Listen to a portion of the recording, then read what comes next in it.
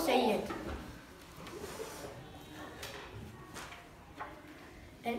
El pare i la mare ens compren un ocell molt bonic. Cal que la gàbia sigui molt espaciosa, diu el vendedor.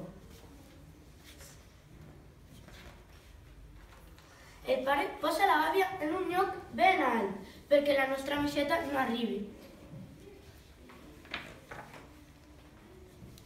I llavors obrim la capseta amb forats on tenim l'ocell perquè pugui entrar a la seva nova casa.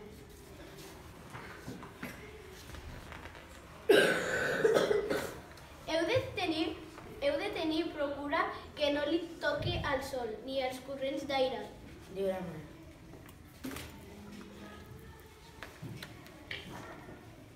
El nostre amiguet és molt feliç amb nosaltres perquè ens ho demostra amb els seus cants.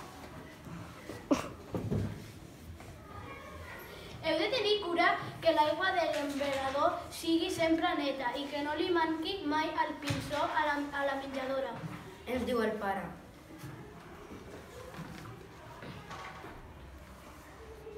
Es diverteix gronxant-se i quan es cansa de jugar es remulla a la banyera.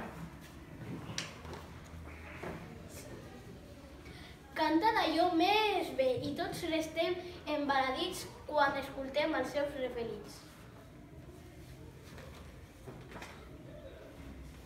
Fa uns quants dies que l'ocell no canta, No li passa res. diu la mare. No canta perquè no té plomes.